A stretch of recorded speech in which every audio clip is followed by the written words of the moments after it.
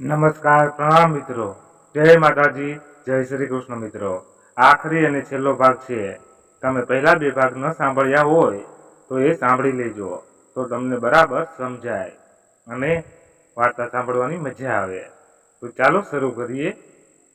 રાશિ રમણ કાકાના ઘેરે પહોંચીને ડોરબેલ વગાડી રહી છે, પણ ખાસો સમય જવા છતાં કોઈ દરવાજો ખોલવા આવતું નથી। આથી રાશિ રમણ કાકાને કોલ લગાવે છે। રિંગ જઈ રહી છે, પણ કોલ ઉપડતો નથી। રાશિ ફરીવાર કોલ લગાવે છે। સામેથી રમણ કાકા કોલ ઉપાડે છે। અવાજ જરા દબાયેલો લાગે છે। રાશિ હેલો કાકા, હું રાશિ ઘરની બહાર ઊભી છું। રમણ કાકા હા હા બેટા, આવ્યો જ હમણાં કહીને કોલ કટ કરે છે। રમણ કાકા દરવાજો ખોલે છે। તેમને જોઈને તેમની તબિયત નાદુરસ્ત હોવાનું રાશિને જણાઈ આવે છે। કેમ કાકા, આપની તબિયત ઠીક નથી લાગતી? રાશિ પૂછે છે। હા બેટા, કાલથી જરા ટેમ્પરેચર જેવું છે, શરીર જકડાય છે અને હમણાં પણ આંખ લાગી ગઈ હતી તો ડોરબેલ મને સંભળાવી નહીં। સારું થયું તું આવી। નિકેશના કાંઈ સમાચાર? રમણ કાકા પૂછે છે। રાશિ રમણ કાકાના કપાળ પર હાથ રાખીને ટેમ્પરેચર તપાસે છે। અરે કાકા, આપને તો ખૂબ જ તાવ છે। પહેલા ચાલો આપણે દવા લઈ આવીએ, પછી બધી વાત। તમે પણ ખરા છો કાકા, એક ફોન તો કરી દેવો જોઈએ ને મને, તબિયત ઠીક ન હતી તો। રાશિ નારાજગીના સ્વરમાં બોલે છે। હા, મારી ભૂલ થઈ ગઈ હો બેટા, ધ્યાન રાખીશ હવે। પણ તું પણ હમણાં એકલી છો અને નિકેશ પણ નવ્યાની સારવારમાં રોકાયેલો છે। આપણા ઘર પર તો જાણે હમણાં આપ તૂટી પડશે। ખુશી દરવાજે દસ્તક દઈને પાછી જ ચાલી જાય છે અને મારો એકનો એક આધાર, મારો દીકરો પ્રશાંત, અરે એને તો હજી જીવન સંસારમાં પગ જ માંડ્યા હતા, એ પણ છોડીને ચાલ્યો ગયો કહીને રમણ કાકાના આંખમાંથી આંસુ સરી પડે છે। કાકા તમે ના રડશો। હા, પ્રશાંતભાઈ આપણી વચ્ચે હવે નથી, પણ કાકા નિકેશ અને હું તો છીએ ને। નિકેશ પણ આપનો દીકરો જ છે।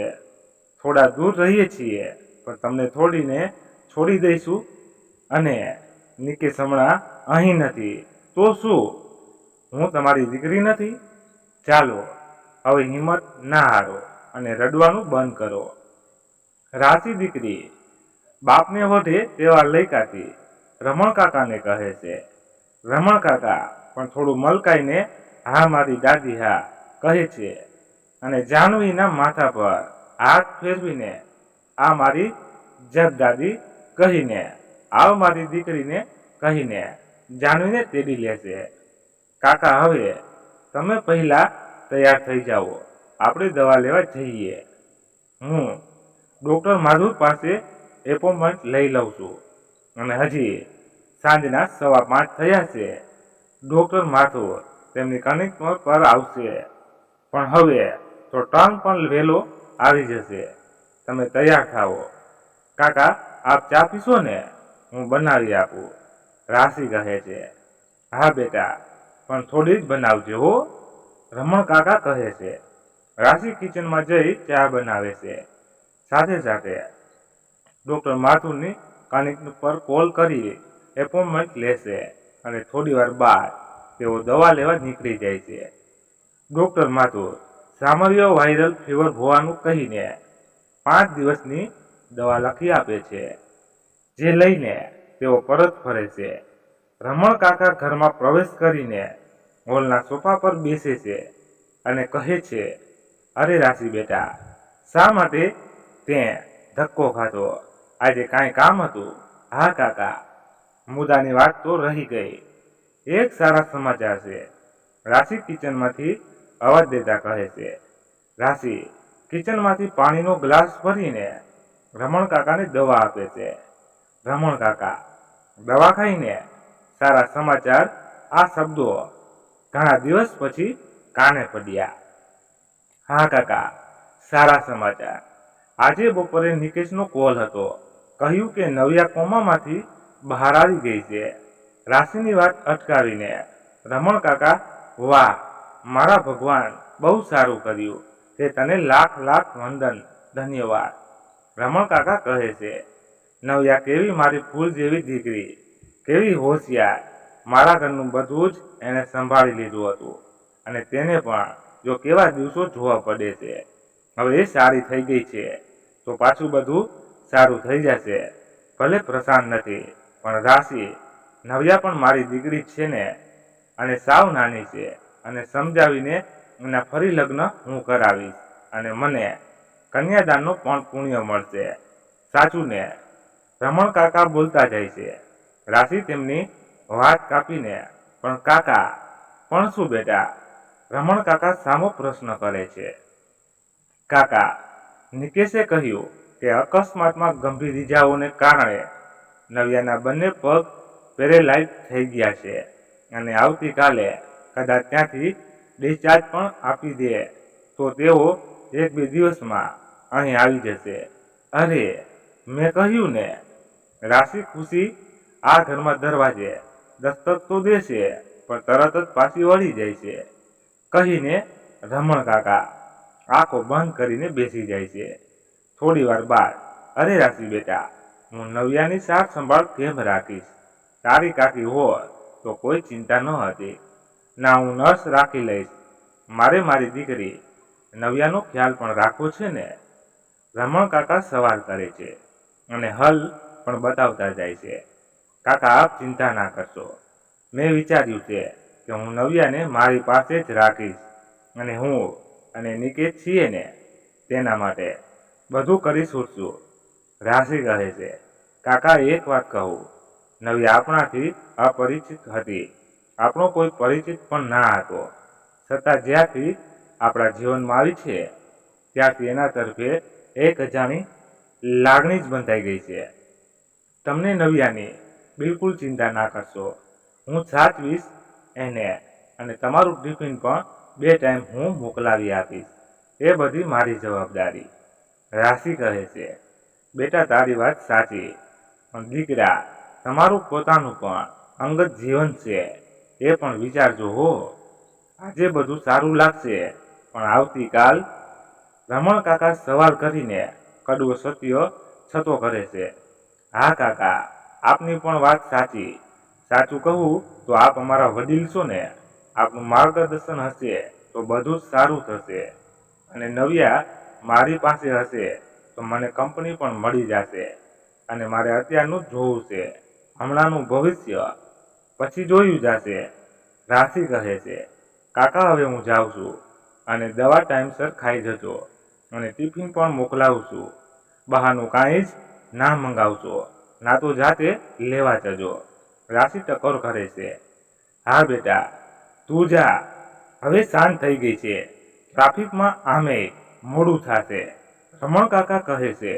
રાશિ ત્યાંથી પરત જવા નીકળી જાય છે. રાશિ રમણ કાકાના ઘરેથી પાછી આવે છે. ઘરમાં પ્રવેશીને રાત્રિનું જમણ તૈયાર કરી ટિફિન રમણ કાકાને મોકલાવે છે અને બધું કામ પૂરું કરી નિકેશને કોલ લગાડે છે. નિકેશ સાથે રમણ કાકા સાથે થયેલી બધી વાતો કહે છે અને રાશિએ નવ્યા અને રમણ કાકા માટે જે વિચાર્યું તે માટે નિકેશને રાશિ પ્રત્યે ગર્વની લાગણી થાય છે. વાતોમાં નિકેશ હોસ્પિટલમાંથી ડિસ્ચાર્જ મેળવીને 2 દિવસમાં ત્યાં પહોંચવાનું પણ જણાવે છે. પોતાના પરિવાર પર આવી ગયેલી અચાનક મુસીબતોમાંથી બહાર નીકળવા અને ભવિષ્ય માટે પણ યોગ્ય કરવાની તૈયારીમાં 2 દિવસ જોતજોતામાં નીકળી ગયા. આજે નિકેશ નવ્યાને લઈને પરત આવી ગયો છે. રાશિ નવ્યાને ઘરની બહાર જ ઊભી રાખીને પૂજાની થાળી લઈ આવે છે. નવ્યા મોતના મુખમાંથી બચીને બહાર આવી ગઈ છે. તેના જીવનમાં હવે કોઈ બીજી મુસીબત ના આવે તેવી ભાવનાથી રાશિ તેની આરતી ઉતારે છે. અને નવ્યાને ઘરમાં લાવે છે.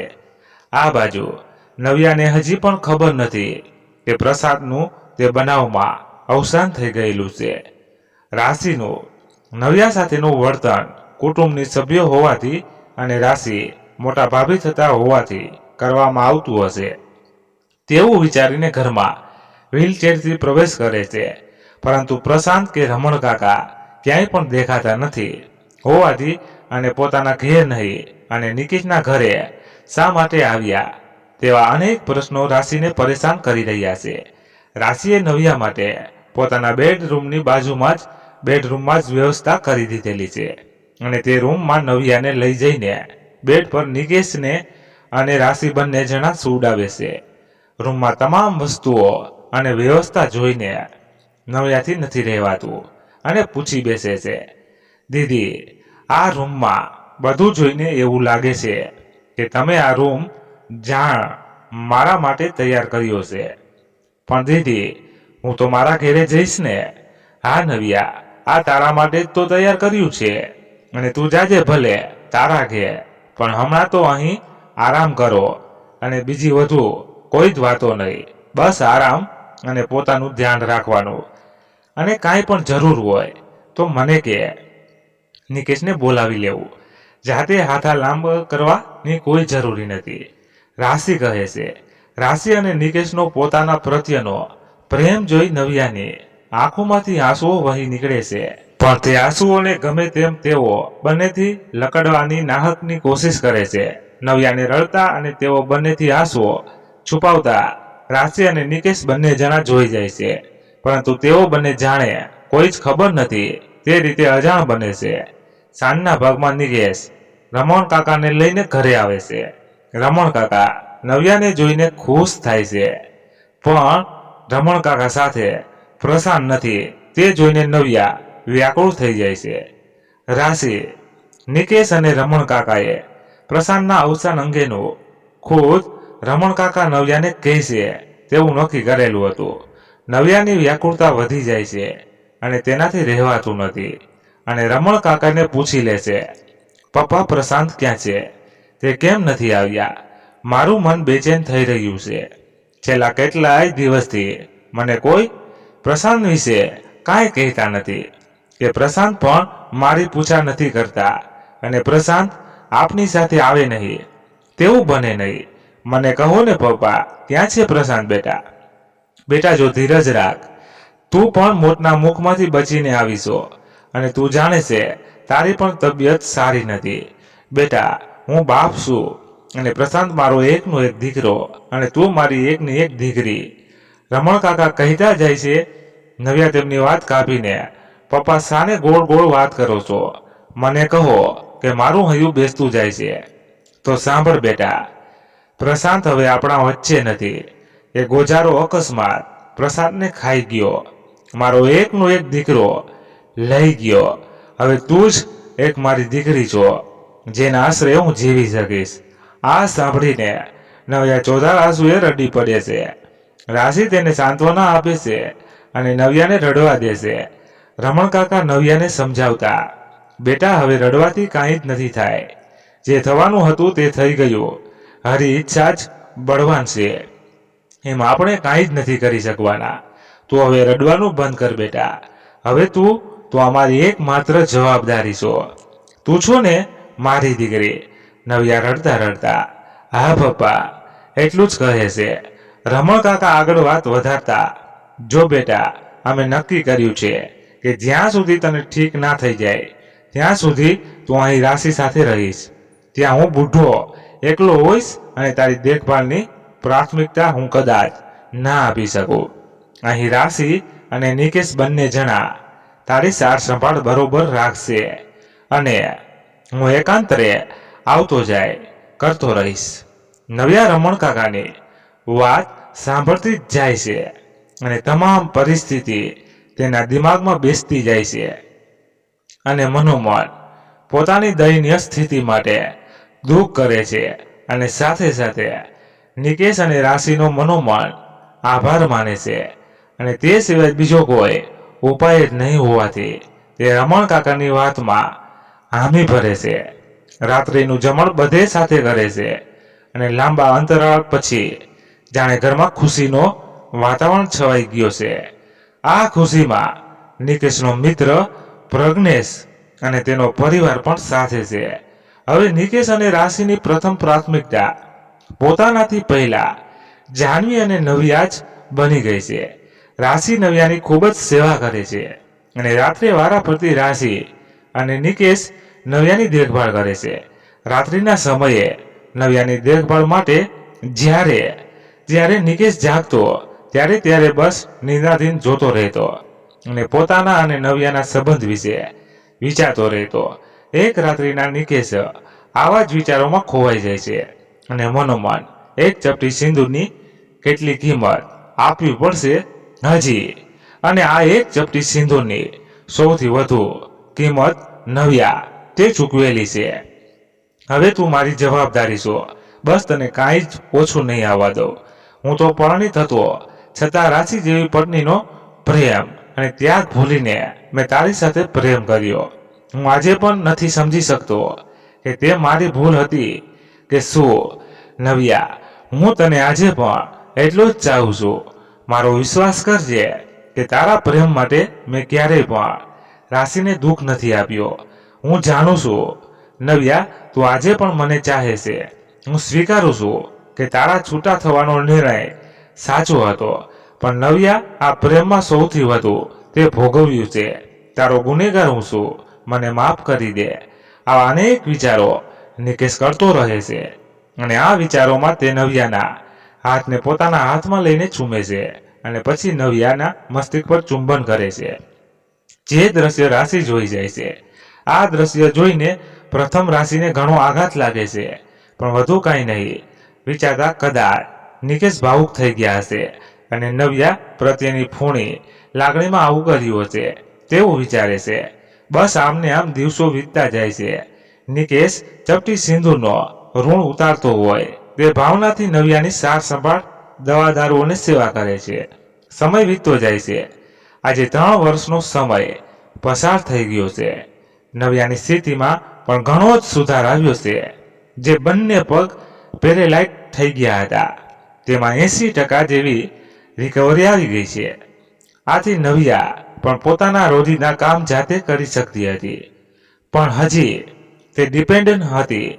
નવ્યા મનોમન નિકેશ અને રાશિ પ્રત્યે રોજ આભાર વ્યક્ત કરતી, પરંતુ એક અનાથને કોઈ આમ શા માટે સાચવે અને ક્યાં સુધી. નિકેશ અને રાશિ ઉપર બોજ બનીને રહેવું તે હવે નિકેશ અને રાશિ પર બોજ બનવા ઈચ્છતી ન હતી. અને કઈ રીતે તે નિકેશ અને રાશિનો ઋણ ઉતારશે તેવા અનેક પ્રશ્નો નવ્યાને અકળાવતા રહેતા. એક દિવસ નિકેશના ઓફિસ જવા બાદ અને રાશિ પણ બજાર ગયેલી હોવાથી નવ્યા ઘર પર એકલી હોય છે.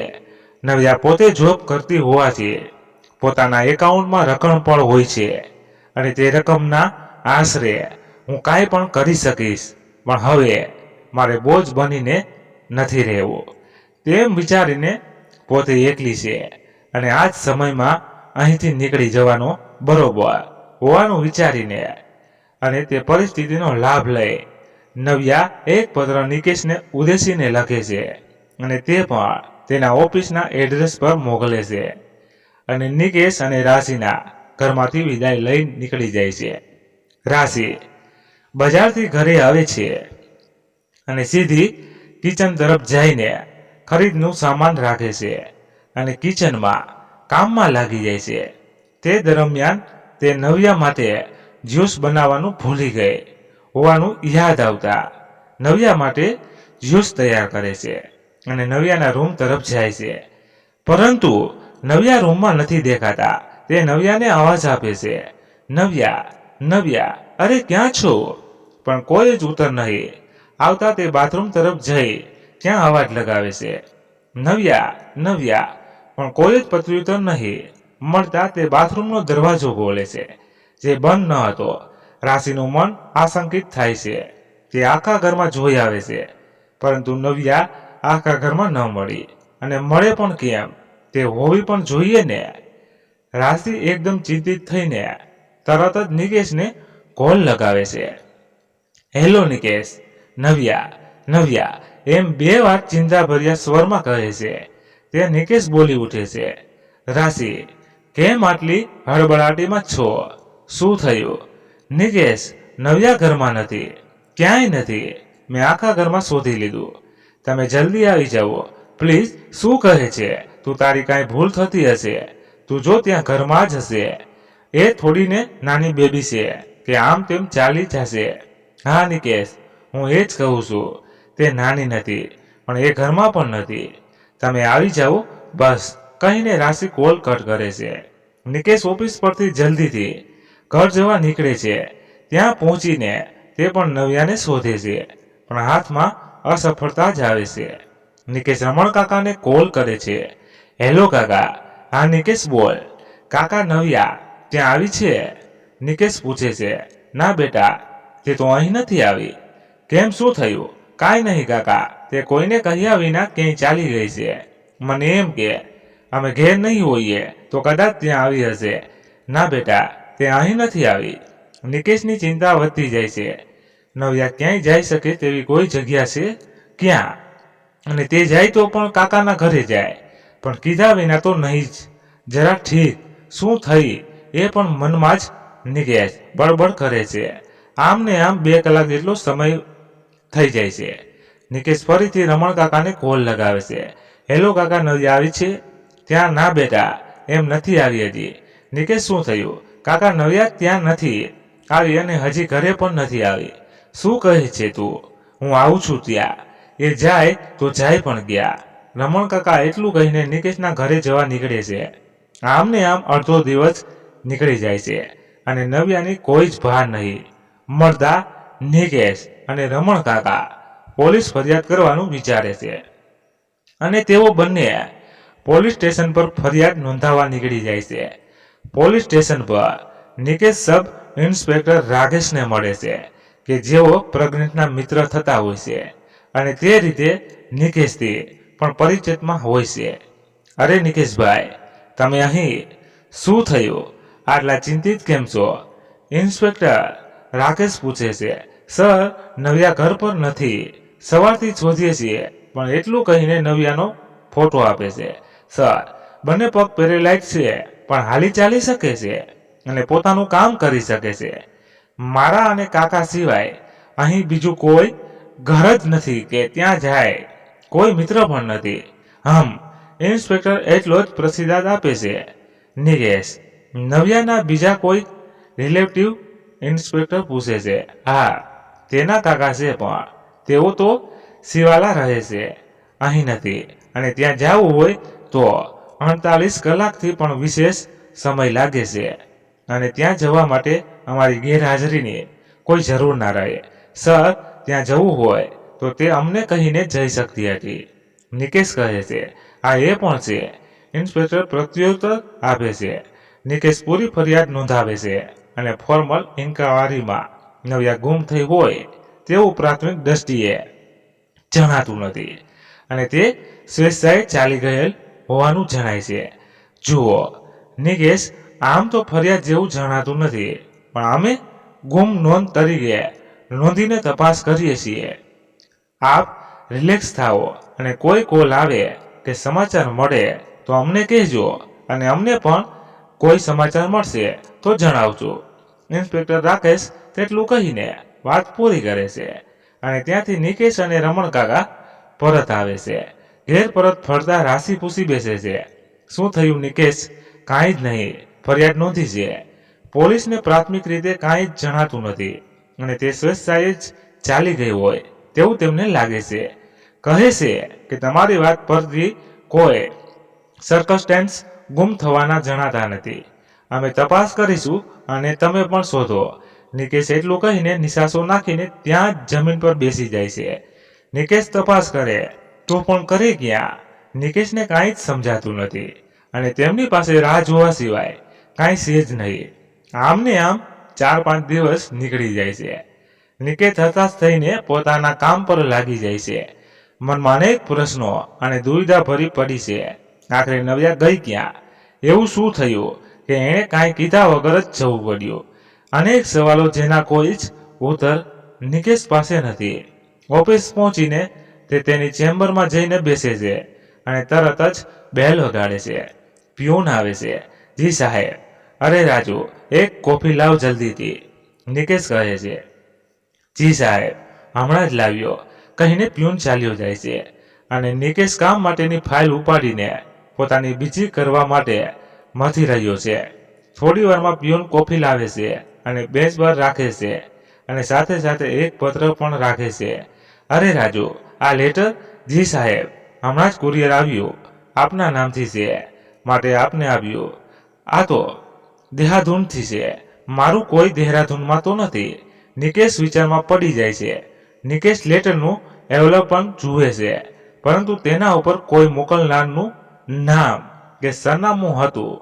આ જોઈને આ પોસ્ટ ડિપાર્ટમેન્ટ વાળા પણ કઈ રીતે આમ સરનામા વગર મૂકી દેતા હશે? બસ જ્યાં મૂકવાનું છે તે સરનામું પ્રોપર છે, માટે મૂકી દીધું. બસ મનમાં ને મનમાં બોલે છે. એલ્બમ પર ખોલે છે, પત્ર નીકાળીને વાંચે છે. તે પત્ર હતો નવ્યાનો. વાંચીને નિકેશના આશ્ચર્યચકિત થઈ જાય છે. નિકેશ, મારો પત્ર જોઈને દુવિધામાં છો ને, અને ખૂબ જ પરેશાન પણ. જાણું છું મેં કર્યું જેવું છે, પણ તું પરેશાન ના થા અને મારા આ વ્યવહારને બની શકે તો માફ કરી દેજે. મારે તને કે રાશિને કોઈ તકલીફ આપવી ન હતી, પણ મારી મજબૂરી હતી, એટલે મારે આ પગલું લેવું પડ્યું. આ પત્ર નવ્યા પ્રશાંત નથી લખી રહી. આ બહુ હેરાન ના થા. આ પત્ર નિકેશ તારી નવ્યા લખી રહી છે, અને માત્ર ને માત્ર પોતાના નિકેશને. નિકેશ, આ જીવન છે, બહુ ચાલબાજ છે. હર ક્ષણે પોતાની ચાલ બદલાવતો જ રહે છે, અને મારા જીવનની તો એવી શતરંજ બિછાવી છે કે હું ચારેય ખાને ચીત થઈ ગઈ છું.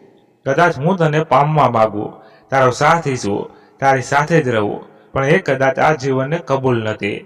નિકેશ, મને મારા જીવનમાં તારા થકી કે તારા મારફતે કે કાંઈ મળેલ છે તે અતિશય ઘણું છે, અને તે બધું જ મારી પાસે હવે પછીની આખી જિંદગીનો આધાર છે.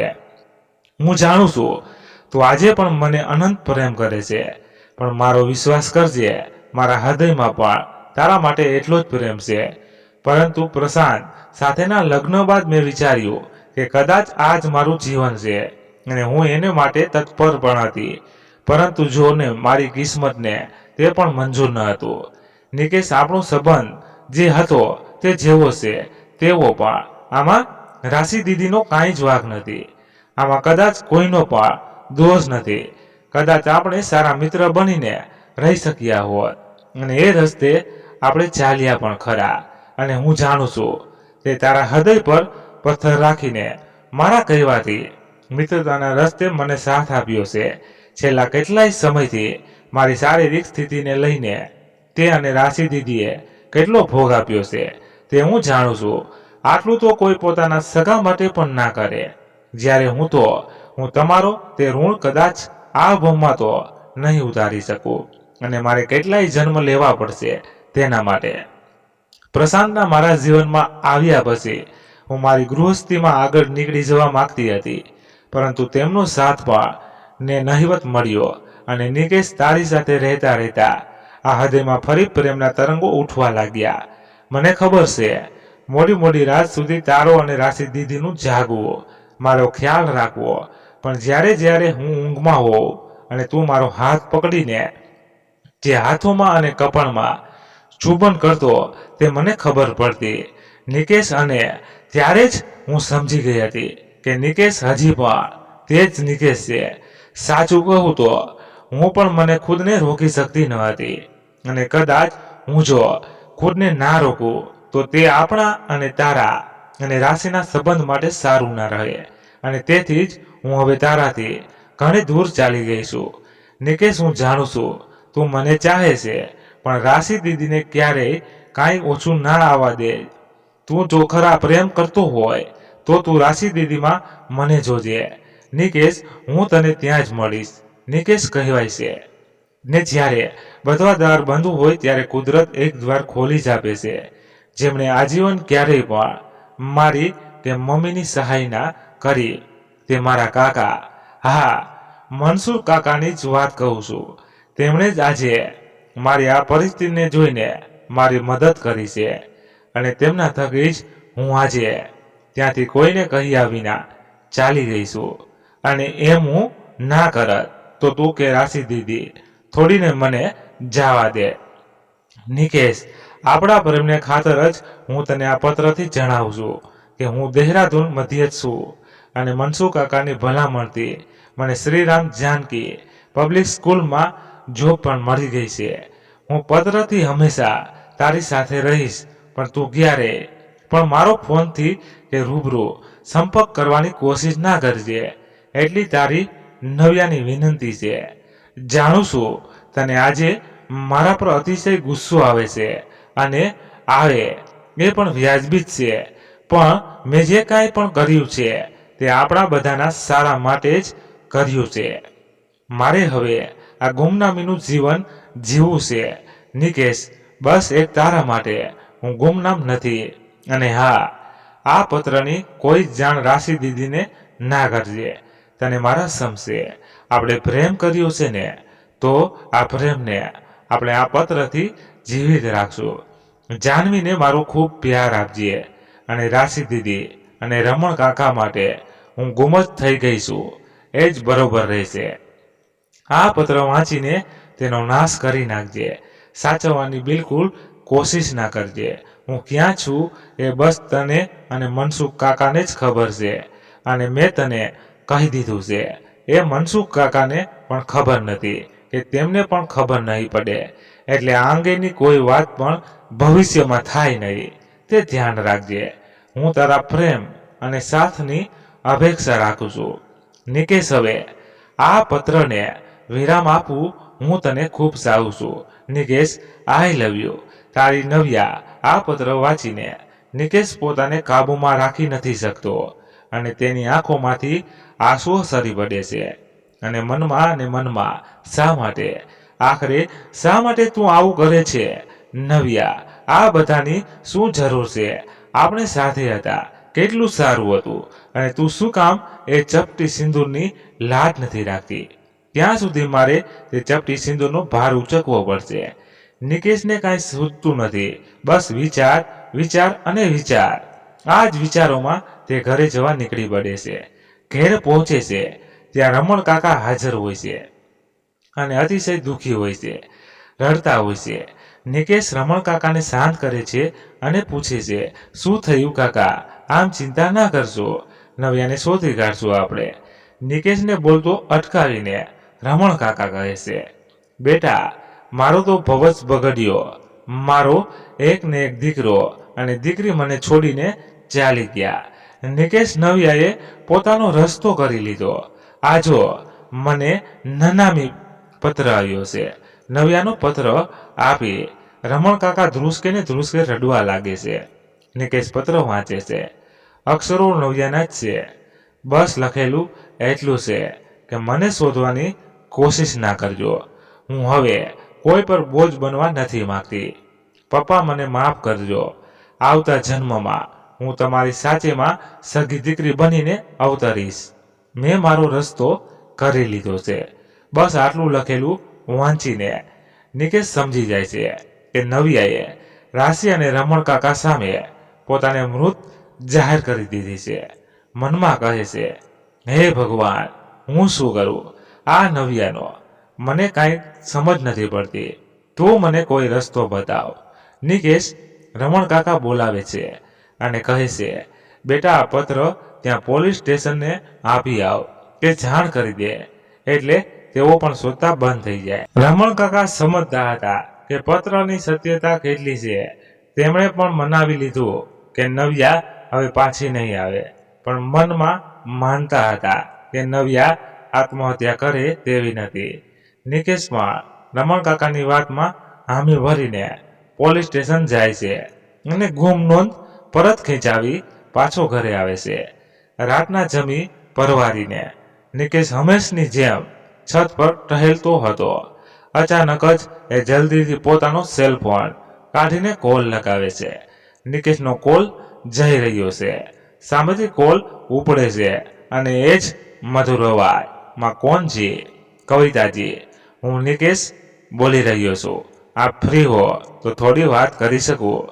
નિકેશ સવાલ રૂપે પોતાનું કથન કરે છે. સોરી, હું આપને ઓળખી નહીં. સામેથી પ્રત્યુત્તર આવે છે, જે આ સમય થયો એટલે કદાચ આપને યાદ નહીં હોય. આપે જ મને આપનો નંબર આપેલો. મનાલી પાસે બસ એક્સિડન્ટ થયો હતો અને આપે મારી મદદ કરેલી. ઓહ હાજી, બોલો નિકેશભાઈ, કેમ છો? અને આપની મિત્ર નવ્યા એ કેમ છે? અને મને કેમ યાદ કરી? અને હું આપના માટે શું કરી શકું? સામેથી કવિતાના એક પર એક સવાલો આવે છે. આપનો ખૂબ આભાર કવિતાજી. આપને કોલ કરવાનું કારણ એટલું જ છે કે મને આપની મદદ જોઈએ છે. નિકેશ કહે છે. મદદ? આશ્ચર્યથી કવિતા બોલે છે. જી મદદ કવિતાજી. આપ મારા અને નવ્યા વિશે, અમારી મિત્રતા વિશે જાણો જ છો. તેમ શરૂ કરીને નવ્યા માટે કરીને પૂર્ણ રીતે પરિચયમાં ના હોય તેવી વ્યક્તિને નિકેશ પોતાની બધી જ વાત શરૂઆતથી કરી દેશે. બસ મારે આપની એટલી જ મદદ જોઈએ છીએ કે નવ્યાએ મેં કહ્યું તેમ હાલે દેહરાદૂન મધ્ય સ્કૂલમાં જોબ કરે છે. હવે અમારું મળવાનું તો થશે નહીં અને આપ ત્યાંથી બહુ દૂર નથી. બસ મારી વિનંતી છે કે જ્યારે જ્યારે આપ દેહરાદૂન જાઓ તો નવ્યાના ખબર અંતર પૂછજો અને મને તેની જાણ કરશો. નિકેશ કહે છે. હું જાણું છું, હું કાંઈક વધારે જ અપેક્ષા કરું છું, પણ હું લાચાર છું અને મને આપના સિવાય અન્ય બીજો કોઈ રસ્તો દેખાતો નથી. એટલે આપને તકલીફ આપું છું. મારી મદદ કરશો ને? હું આપનો ઋણી રહીશ. નિકેશની વિનંતીના સ્વરમાં કહે છે. અરે નિકેશભાઈ, આ તમે શું કહો છો? હું ચોક્કસ આપની મદદ કરીશ. અરે આમાં મદદ જેવું છે પણ શું? પણ સાચું કહું તો મારે એક સારા કામમાં સહભાગી થવાનું છે અને મારે દેહરાદૂન તો આમે જવાનું થતું જ હોય છે. આપ ચિંતા ના કરશો. કવિતા જવાબ આપે છે. અરે હા કવિતાજી, બસ નવ્યાને ખબર ના પડે કે આપ તેના સમાચાર મને આપો છો એટલું જરા વિશેષ જોજો હો. નિકેશ કહે છે. હા ચોક્કસ કવિતાજી નિકેશને કહે છે. આપનો ખૂબ ખૂબ આભાર કવિતાજી. નિકેશ આભાર વ્યક્ત કરી ફોન રાખે છે અને એક રાહતનો ઊંડો શ્વાસ લે છે. આમ નિકેશ અને નવ્યાના પ્રેમ સંબંધમાં એક નવો જ પડાવ આવે છે. બંને એકબીજાને સંપૂર્ણ રીતે જાણે છે, સમજે છે, છતાં એમનો પ્રેમ માત્ર અને માત્ર પત્રોના સ્વરૂપમાં સંકુચિત થઈ ગયો છે, જે ક્યાંય ને ક્યાંય નિકેશ અને નવ્યાને ખૂંચી રહ્યો છે. એક પ્રેમની તપિશમાં બળે છે અને એક ત્યાંની તપિશમાં બંને વચ્ચે પત્રોની આપ-લે થતી રહે છે. સમય સમયનો કામ કરતો જાય છે, પણ નિકેશ અને નવ્યાના પ્રેમમાં કોઈ જ ઉપણ આવી નથી. અને કવિતા, જેમને નિકેશ કે નવ્યા સાથે કોઈ સીધો સંબંધ નથી, તે જાણે તે બંનેના પ્રેમ વચ્ચેના સેતુનું કામ કરી રહી છે અને સમયે સમયે નવ્યાના તમામ સમાચાર નિકેશને આપતી રહે છે. આપને આમ બંનેના જીવનનો એક મોટો સમય વ્યતીત થઈ જાય છે અને બંને જણા આધેડ વયના બને છે. આ બાજુ રાશિ પોતાનો પત્ની ધર્મ અને માતૃધર્મ નિભાવતી રહે છે અને જીવન વ્યતીત કરે છે. નિકેશ રાશિની કાંઈ જ ઓછું આવવા દેતો નથી. બસ ખલીસ રહે છે. તો નવ્યાની અને જાહ્નવી પણ હવે યુવાન વયની થઈ ગઈ છે. એક દિવસ રાત્રે ડિનરના સમયે નિકેશના મોબાઈલની રિંગ વાગે છે. રાત્રિના 10:30 વાગ્યા હોય છે. નિકેશ પોતાનો સેલ ફોન ઉપાડે છે. કોલ કવિતાજીનો હોય છે. તે જોઈને નિકેશ મનમાં હર્ષની લાગણી અનુભવે છે અને જલ્દીથી કોલ રિસીવ કરે છે. હેલો કવિતાજી, કેમ છો? નિકેશ કહે છે. બધું બરોબર, પણ નવ્યા. એટલું કહીને કવિતાજી ડૂમો ભરી લેશે. નવ્યા, શું થયું? નિકેશ ચિંતિત સ્વરમાં પૂછે છે. નિકેશભાઈ, તમે થઈ શકે તો દેહરાદૂન આવી જાઓ. નવ્યાની નાજુક સ્થિતિમાં છે અને રિયલ કેર એન્ડ ડાયાલિસિસ હોસ્પિટલમાં દાખલ છે. નવ્યાની બંને કિડનીઓ ફેલ થઈ ગયેલી છે અને છેલ્લા 4-5 વર્ષથી વીકમાં 3 વખત ડાયાલિસિસ કરાવવાનું રહેતું હતું. કવિતા નિકેશને કહે છે. નવ્યાની આટલી નાજુક સ્થિતિ હતી અને એને ડાયાલિસ કરાવવાનું રહેતું હતું. એ તમે મને આજે હવે કહો છો, શા માટે? નિકેશ સવાલ કરે છે. જેમ તમે મને વચનથી બાંધી રાખ્યા તે જ રીતે તમારા પ્રેમે મને વચનથી બાંધી રાખી છે. અને નવ્યા પાસે કાંઈ જ સમય નહીં હોય. મને આપને ફોન કરીને જાણ કરવાની ફરજ પડેલી છે. કવિતા કહે છે, જી હું હાલે જ નીકળું છું. નિકેશ કહે છે, અરે તમને આટલા દુઃખી અને ચિંતિત કેમ છો? શું થયું? કોનો ફોન હતો? રાશિ પૂછે છે. કાંઈ નહીં રાશિ, આપણે હમણાં જ દહેરાદૂન જવું પડશે. નવ્યાની નાજુક સ્થિતિ નાજુક છે. નિકેશ કહે છે. આ સાંભળીને રાશિ અચંબિત થઈ જાય છે. નવ્યા, આ શું કહો છો તમે? રાશિ કહે છે, હા નવ્યા, હું નવ્યાની જ વાત કરું છું. અત્યારે સમય નથી, હું રસ્તામાં તને બધું કહું છું. નિકેશ, રાશિ અને જાહ્નવી ત્રણેય દહેરાદૂન જવા નીકળે છે.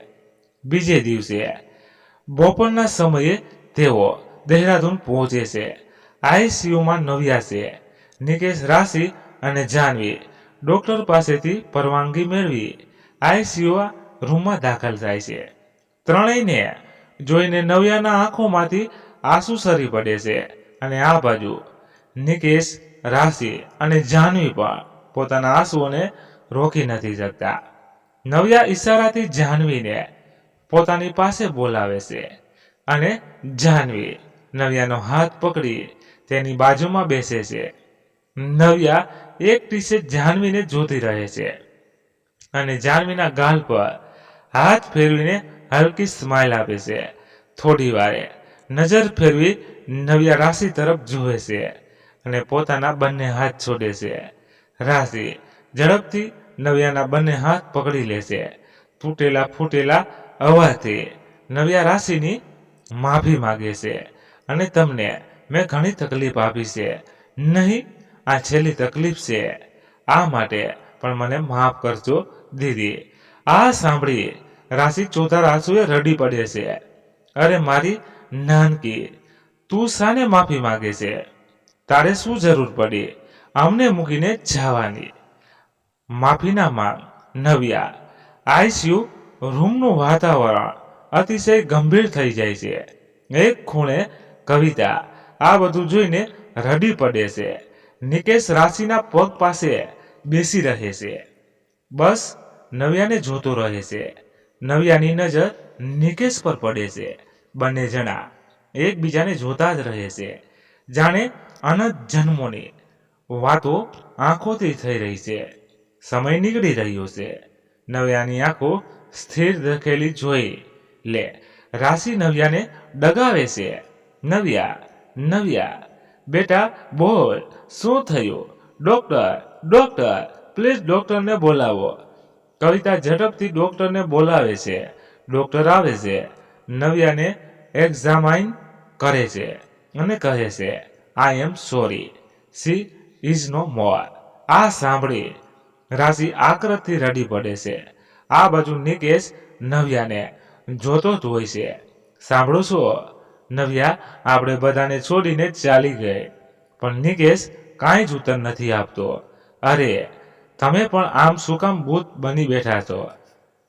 બોલો તો ખરા, કાંઈક તો કહો. રાશિ કહે છે. પણ નિકેશ કોઈ જવાબ નથી આપતો.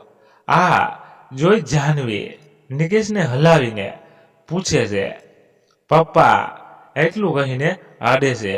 ત્યાં જ નિકેશ પોતાનું શરૂર મૂકી દે છે અને નવ્યાના પગ પર પડી જાય છે.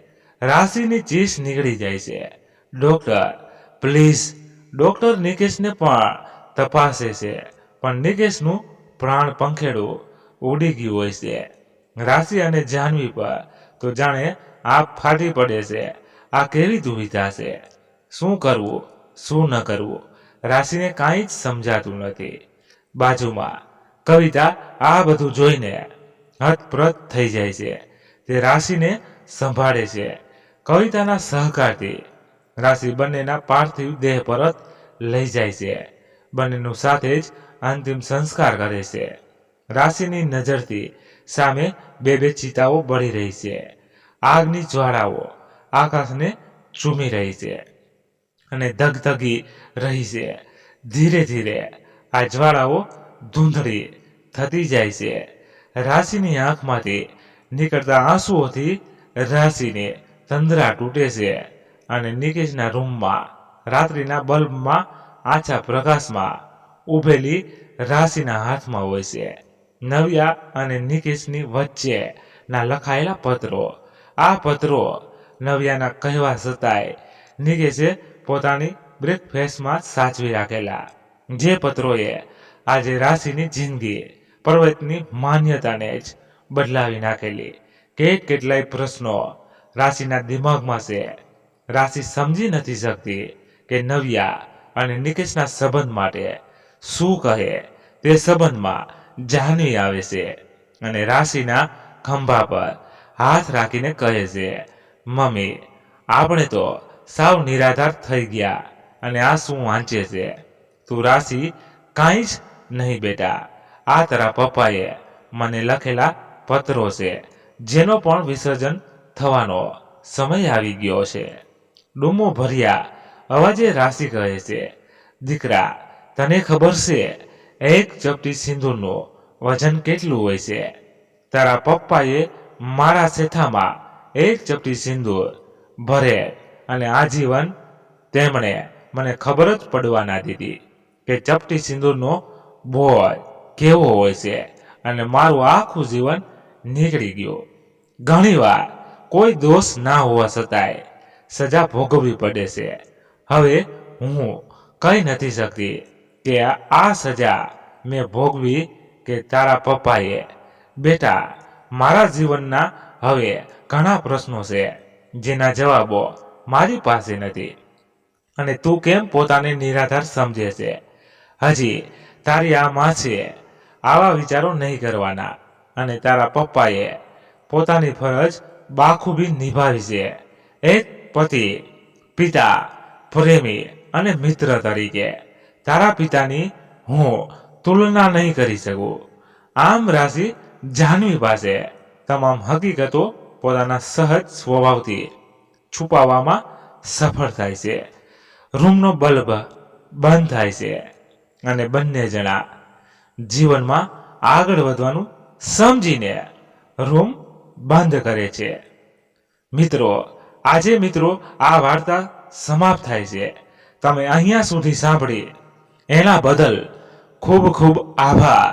અને તમને કેવી લાગી અને તમારે શું કહેવું છે આવી વાત વિશે એ કોમેન્ટ બોક્સમાં અવશ્ય ને અવશ્ય જણાવજો. પસંદ આવી હોય તો લાઈક કરી દેજો અને તમારા મિત્રો સાથે શેર કરજો. અને આપણી ચેનલ પર નવા છો તો ચેનલને સબસ્ક્રાઇબ જરૂરથી કરજો, એટલે તમને અવનવી વાર્તાઓ સાંભળવા મળતી રહે. ધન્યવાદ. ફરી મળીએ એક નવી વાર્તા સાથે. ત્યાં સુધી બધા મસ્ત રહો, તંદુરસ્ત રહો. જય માતાજી, જય દ્વારકાધીશ. હર હર મહાદેવ, મહાદેવ, મહાદેવ. જય શ્રી રામ, જય બજરંગ બલી. અને હા મિત્રો, અમારાથી આમાં કોઈ પણ જાતની ક્યાંય પણ ભૂલ થઈ હોય તો ચોક્કસ અમને કોમેન્ટ કરીને તમે જણાવી શકો છો. અમને આનંદ મળશે.